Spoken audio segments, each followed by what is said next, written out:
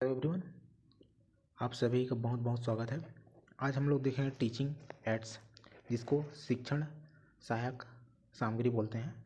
तो ये क्या है, इसके बारे में जानेंगे। और इससे पहले अगर पहली बार आए हों तो इससे पहले जितना भी क्लास हुआ है, 2 क्लास हुआ है, उसको आप देख आएँ ताकि ये भी समझ में आए और कॉन्सेप्ट के रूप में आपका बिल्ड हो, ताकि आप एग्ज़ाम हॉल में ना भूलें, एग्ज़ाम हॉल में अच्छा से परफॉर्म करें। तो आज इससे पहले हम लोग देख लिए हैं teaching aptitude, TL model of teaching, है ना। फिर उसके बाद टीचिंग बिहेवियर के बारे में देखें, है ना, किस प्रकार से 5 बिहेवियर होता है, फिर 5 हेल्पिंग बिहेवियर होता है, 5 की बिहेवियर होता है, इस प्रकार से देख लिया। तो आज हम लोग देखें टीचिंग एड्स, मतलब जो पढ़ाने में क्या क्या सहायक होता है। तो क्या क्या क्या सहायक होता है उसको बारे में हम लोग आज देखेंगे। तो चलो बिना देरी की हो जाते हैं। तो शिक्षक टीचिंग एड्स क्या है, सहायक सामग्री क्या है ना। तो शिक्षक शिक्षण कार्य करते समय विषय अथवा पाठ को समझाने के लिए, मतलब पढ़ाते समय जो भी जिन भी सामग्रियों का जो भी टेक्नोलॉजी है, जो भी वस्तु है, वो उसका उपयोग करता है जो टीचर, वही है उसका शिक्षण सामग्री। और मतलब इस शिक्षण सामग्री को उपयोग करता है टीचर, तो क्या होता है, इससे जो उसका पढ़ाने का जो इफेक्टिव क्या होता है, प्रोडक्शन, मतलब रिजल्ट आता है। जैसे कि अब मैं कोई सा टेक्नोलॉजी यूज कर रहा हूँ, जैसे कि क्या बोलते हैं उसको, डिजिटल बोर्ड, है ना, डिजिटल बोर्ड यूज कर रहा हूँ। तो इससे क्या होगा, यहाँ पर मैं कोई सा भी डायग्राम शो करना चाहूँगा, तो इससे मैं तुरंत उसमें दर्शा दूंगा, है ना, ऑनलाइन के माध्यम से, कि वो चित्र को यहाँ पर तुरंत दिखा दूंगा। जबकि वहीं एक ब्लैक बोर्ड रहेगा, है ना, ब्लैक बोर्ड रहेगा, तो इसमें जो मैं चित्र बनाऊंगा, या चित्र तो बना नहीं सकता हूँ बहुत सारा, या चित्र बनाना चाहूँगा तो बहुत टाइम लगेगा, प्लस अच्छा से नहीं बन पाएगा, एकदम स्पष्ट नहीं आएगा, है ना। तो इस प्रकार जो स्पष्ट नहीं आएगा तो बच्चे लोग भी उतना ज़्यादा वो नहीं करेंगे। तो इससे क्या होगा, रिजल्ट भी कम आएगा। तो रिजल्ट भी कम आएगा, प्लस उतना अच्छा मज़ा नहीं आएगा। और जो स्टूडेंट रहेंगे उतना अटेंशन के साथ, मतलब सावधान के साथ, एकाग्रता के साथ इसको, इस ब्लैक बोर्ड वाला क्लास में उतना ज़्यादा वो नहीं रहेंगे, इंगेज नहीं रहेंगे, है ना। तो इस वैज्ञानिक तकनीकी युग में जब शिक्षक विद्यार्थियों के मध्य पाठ्य सामग्री को रोचक ढंग से प्रस्तुत करता है, तो क्या कहलाता है वो, जो आप आजकल के जो टीचर हैं वो लोग टेक्नोलॉजी जैसे कि डिजिटल बोर्ड या बहुत सारे पेन टैब ये सब का यूज करते हैं, तो वो क्या कहलाता है, आदर्श शिक्षण। ये शिक्षक नहीं है, शिक्षण है ना। तो ये आदर्श शिक्षण कहलाता है, जो टेक्नोलॉजी सबका यूज करते हैं, जिससे जो स्टूडेंट हैं वो अच्छा से समझ पाएँ, उनका रिजल्ट अच्छा है ना। कम समय में कम में बम, या गागर में सागर वाला बात है ना। तो उससे टेक्नोलॉजी से कम में बम या गागर में सागर वाली बात आती है। तो आगे चलते हैं। इसका मतलब एक प्रकार से टीचिंग एड्स का मतलब शिक्षण के सहायक सामग्री के 3 प्रकार माने गए हैं। ये उतना ज़्यादा इंपॉर्टेंट नहीं है, लेकिन बहुत सारे बुक में मिलता है, इसलिए मैं इसको बताना चाह रहा हूँ। इससे अलग अलग में ज़्यादा इंपॉर्टेंट है, और इसमें ये थोड़ा सा कम आता है एग्ज़ाम में, बाकी आ जाता है, आने की संभावना इसमें से भी है, नहीं आएगा नहीं बोल रहा हूँ, है ना। तो देखेंगे अभी शिक्षण सहायक सामग्री के कितने प्रकार हैं, 3। तो सबसे पहले कौन सा है, दृश्य सामग्री। फिर दूसरा है श्रव्य सामग्री। तीसरा कौन सा है, दृश्य और श्रव्य सामग्री। तो देखते हैं एक एक करके। तो दृश्य सामग्री क्या है, जो विद्यार्थी, जैसे कि आप लोग हों, आप जो सामग्री को देख सकते हैं और साथ ही उसको समझकर उसका उपयोग कर के अध्यापन को प्रभावी बना सकते हैं ना, उसे दृश्य सामग्री कहते हैं। इस प्रकार की सामग्री में प्रोजेक्टर, फिल्म, मानचित्र या ब्लैक बोर्ड होता है ना। या आप बुक भी समझ सकते हैं, बुक को भी तो आप देख सकते हो, छू सकते हो, लेकिन वो समझ भी सकते हैं, लेकिन उसको वो नहीं कर सकते हैं ना। तो ये दृश्य सामग्री में आता है। तो श्रव्य सामग्री क्या है, वह सामग्री जिन्हें सुनकर विद्यार्थी अपने अध्यापन को प्रभावी बना सकते हैं, उससे कुछ सीख सकते हैं, अपना जो सीखना का प्रक्रिया है उसको अच्छा कर सकते हैं, वह श्रव्य सामग्री के अंतर्गत आता है। जैसे कि ग्रामोफोन, टेप रिकॉर्डर है ना, रेडियो। जैसे कि आप लोगों को पता हुआ, कुछ ऐसे पहले, मतलब कुछ साल पहले रेडियो का चलन बहुत था, अभी तो बहुत कम होते जा रहा है ना। रेडियो का चलन बहुत था, तो लोग, किसान भाई लोग क्या सुनते थे, शाम शाम को दूरदर्शन से उनका समाचार सुनते थे। फिर क्या क्या हो रहा है, किस फसल के लिए कौन कौन सा दवाई छिड़कना चाहिए, किस प्रकार का मेथड उपयोग करना चाहिए, कैसे करना चाहिए, इस प्रकार से वो लोग सुनते थे, फिर वो लोग यूज करते थे, फिर अपना फसल को उसी प्रकार से बनाने की कोशिश करते थे और उससे अपना उत्पादन क्षमता को बढ़ा देते थे कि उन लोग उस प्रकार का मटेरियल को समझ जाते थे, है ना। तो यही है मतलब उनका प्रभावी तरीके से उन लोग को सीख मिल जाता था, उन लोग सीखते थे इससे, है ना। तो अभी आगे चलते हैं, श्रव्य दृश्य सामग्री क्या है। श्रव्य दृश्य सामग्री क्या है उसको देखते हैं। तो वह वस्तु या टेक्नोलॉजी या तकनीक जिन्हें देखने और सुनने का कार्य एक साथ होता है, जिसमें देखने और सुनने का कार्य एक साथ होता है, उन्हें दृश्य श्रव्य सामग्री कहते हैं। वैसे सामग्रियों विद्यार्थियों को मानसिक पटल पर शीघ्र अंकित हो जाता है। ऐसे सामग्रियों में जो विद्यार्थी हैं, जैसे कि मैं अभी आपको पढ़ा रहा हूँ, तो इसमें क्या है, आप ऑडियो को तो सुन रहे हो, है ना, और ये कुछ दृश्य भी दिख रहा है, जैसे कि ये जो लिखाया है, ये जितना भी लिखाया है ये उसको आप देख पा रहे हो, है ना। लेकिन मेरा जो बॉडी लैंग्वेज है, मतलब मेरा जेस्चर बोलते हैं, मैं कैसा हाथ को क्या कर रहा हूँ, अगर मेरे चित्र को भी देखते तो इससे और ज़्यादा सीख मिलता है। लेकिन मेरे पास उतना टेक्नोलॉजी अभी नहीं है, मेरे पास मोबाइल है, इसलिए मैं उस प्रकार का कंप्यूटर को, लैपटॉप को यूज नहीं कर पा रहा हूँ, इसलिए मैं अपना चेहरा भी नहीं दिखा पा रहा हूँ। इसलिए अगर अगर मेरा चेहरा या वो सब दिखता तो आप ज़्यादा अटेंशन रहते क्लास में और आप ज़्यादा सीख पाते। तो ये यही है कि इसमें आप ज़्यादा नहीं सीख पाओगे मेरा चेहरा बिना देखे, मतलब जो समझा रहा हूँ उसे समझ पाओगे, है ना।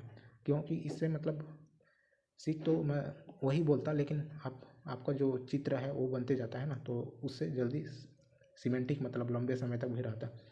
तो इसमें कौन कौन सा आ जाता है, इसमें आ जाता है टेलीविज़न, है ना, television, computer, video cassette, disc, है ना, टेली कॉन्फ्रेंस, तथा मोबाइल भी आ जाएगा, है ना, मोबाइल भी आ जाएगा क्योंकि ये सब पूरा होता है।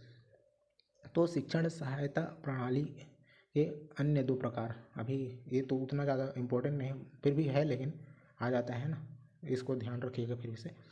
फिर आगे चलते हैं अपना, अभी मतलब ये जो यूजीसी नेट में अधिकतर पूछा जाता है या सीजी सेट में भी पूछा जाएगा, ऐसा नहीं है क्योंकि सिलेबस सेम है।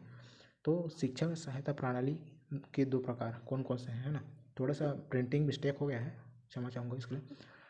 पारंपरिक शिक्षण शिक्षण प्रणाली प्राणी शिक्षण प्रणाली पारंपरिक शिक्षण प्रणाली क्या है, यह शिक्षक का एक निर्देशित विधि होता है, वो डायरेक्शन देगा, गाइडेंस करेगा कि किस प्रकार से करना है ना। उन लोग स्टूडेंट लोग को समझाएगा, बुझाएगा, वो निर्देश करेगा, वर्ड अटैक बने।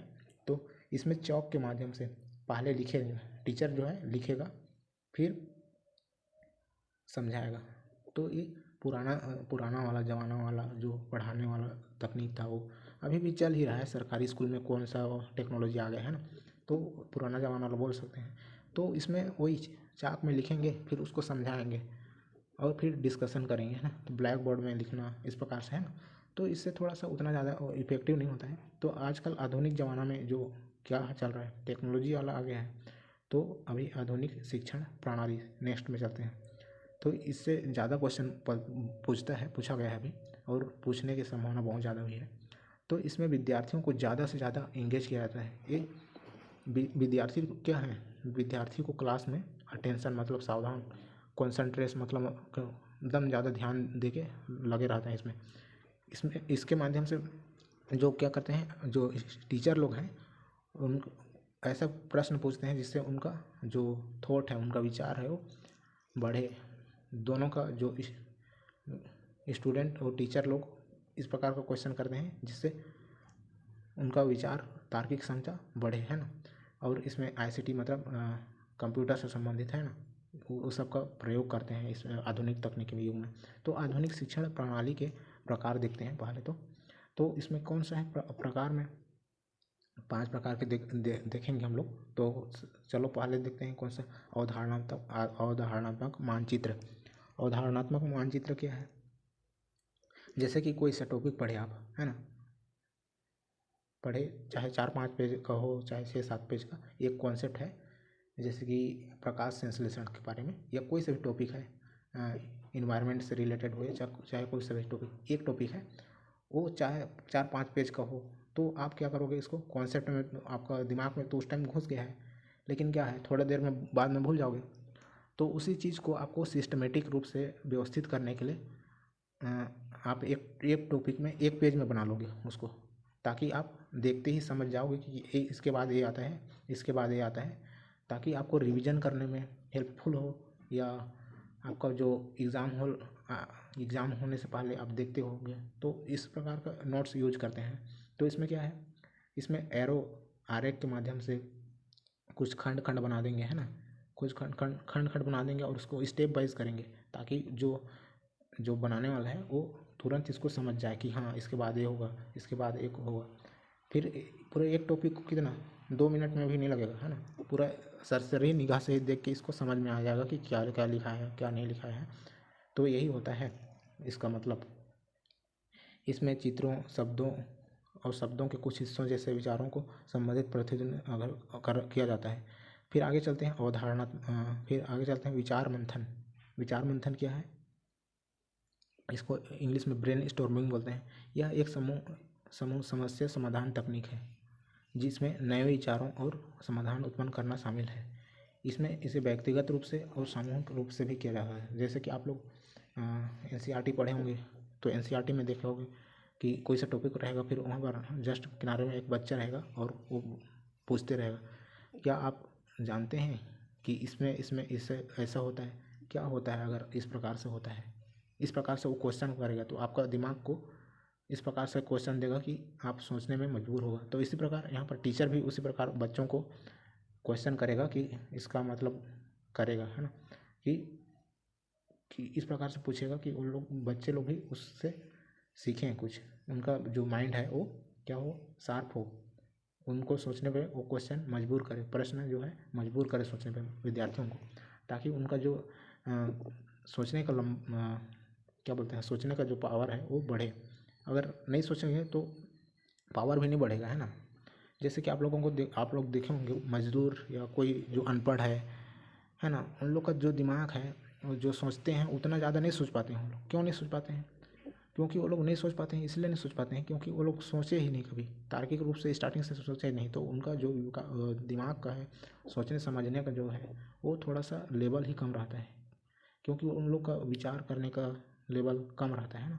क्यों कम रहता है, क्योंकि वो लोग अपना मन को स्टेबल रखे रहते हैं, किसी प्रकार से बचपन से ही नहीं सोचते हैं, है ना, कि करना है मतलब थोड़ा थोड़ा करना है। नहीं तो जैसे कि शहर के बच्चे लोग को देखोगे तो बहुत वो लोग स्टार्टिंग से अच्छा किसी में दिमाग को दौड़ाते रहते हैं, इसलिए वो लोग तार्किक होते रहते हैं, बहुत सोच समझते हैं, है ना, किसी चीज़ को जल्दी समझ लेते हैं। उसी चीज़ को एक गाँव वालों को बोलोगे तो थोड़ा सा नहीं समझ पाते हैं बहुत लोग, है ना। बहुत लोग समझ भी जाते हैं, क्योंकि अभी टेक्नोलॉजी मोबाइल का ज़माना आ गया है, तो सभी लोग समझ रहे हैं। अभी चलते हैं थिंक पेयर एंड शेयर। तीसरा है आपका थिंक पेयर एंड शेयर। क्या है, यह एक सहकारी शिक्षण गतिविधि है, जिसमें एक प्रशिक्षक एक प्रश्न पूछते हैं और छात्र पहले खुद सोचते हैं, है ना, पहले खुद सोचेंगे, फिर अपने पास बैठे व्यक्ति के साथ अपनी प्रतिक्रिया पर चर्चा करते हैं। जैसे कि मैं टीचर हूँ, अभी मैं कोई क्वेश्चन ऐसा पूछूंगा आपसे, आप लोगों में से 2 या 3 से, जितना भी से, है ना, कोई सा मतलब सोचने जैसा ऐसा प्रश्न पूछूंगा जिससे कि आप सोचने पर मजबूर हो जाओ, जिससे आप सोचने पर मजबूर हो जाओ। फिर मैं पूछ दिया, फिर आप अपने स्तर पर उसको व्यक्तिगत रूप से सोचोगे, क्या होगा क्या होगा क्या होगा। फिर जो भी सोचोगे, है ना, 2-4 पॉइंट जो भी सोचोगे आप उसको अपने व्यक्ति मतलब जो पास में दोस्त है, पर्सन है, उसके साथ शेयर करोगे। मैंने ये सोचा इस टॉपिक के बारे में, ये सोचा। फिर जैसे कि एक व्यक्ति बोलेगा कि यार मैं तो ये नहीं सोच पाया यार, कैसे सोचा, ऐसा कैसा हो सकता है ऐसा। तो आप बताओगे कि हाँ मैंने इसको इस प्रकार से सोचा, तो इस प्रकार हो सकता है ऐसा। अच्छा, तो ये बोलेगा अगर नहीं सोच पाया रहेगा तो, अच्छा तो मैं तो नहीं सोच पा रहा था, इतना गजब का सोचा यार, ऐसा करके वो बोल सकता है। फिर इससे क्या होगा, इससे मतलब ये जो नहीं समझ पा रहा था उसका सोचने का स्तर थोड़ा सा अलग होगा। हाँ यार इस तरह होकर सोचा जा सकता है, इस प्रकार भी हो सकता है, ये भी सोच सकता है ना। और नहीं तो कटाक्ष करेगा, है ना, कटाक्ष करेगा कि नहीं होगा ऐसा टाइप का। तो इससे क्या होगा, दोनों का जो सोचने का तरीका है वो विकास होगा, वृद्धि होगा। फिर आगे चलते हैं इसी प्रकार से।